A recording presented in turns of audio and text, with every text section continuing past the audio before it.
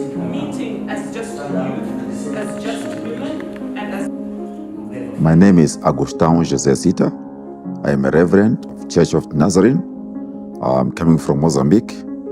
I'm working for the Christian Council of Mozambique as a program manager. In our work, we have been really finding some challenges because of the culture. In our culture, there are some names which are not allowed to be pronounced in the church. For example, talking about sexuality.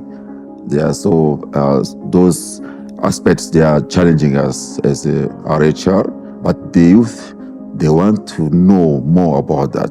Why the church is saying that talking about sexuality is a taboo in the church or in the families. So it has been really challenging us how to bring this thematic amongst the church, including youth. The culture tells us that there are some discussions which has been discussed amongst the men and not including women in the discussions. And when we look in our reality now, the aspect of gender, the inclusion, we need to discuss everything which has been discussed where men and women has been there. As I was saying that we are working in the Christian Council. Christian Council is formed by 3 departments, with a youth department, women's department, and also a men's department. And now, when we invite all those departments, it's no room where we said, no, because of our culture, we can't talk or can't mention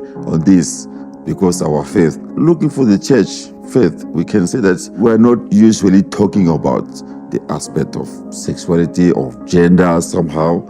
We mention this when it's the weddings, what Paul says in Ephesians and that. But we need to discuss this. We need to have time to interact with women and also men to know and also to recognize that all of us were made by image of God.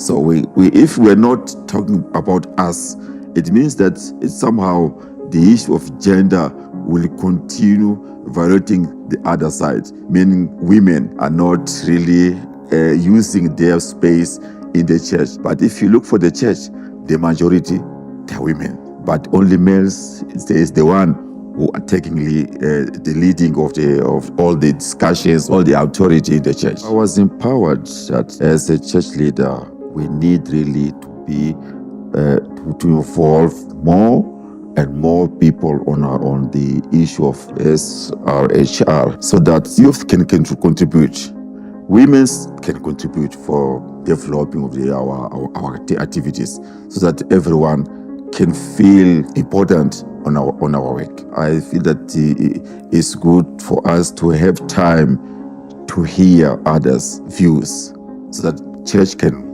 grow. I would like to see people enjoying dialogues, enjoying life, and also being open to accept our diversity, so that we can really have an inclusive church.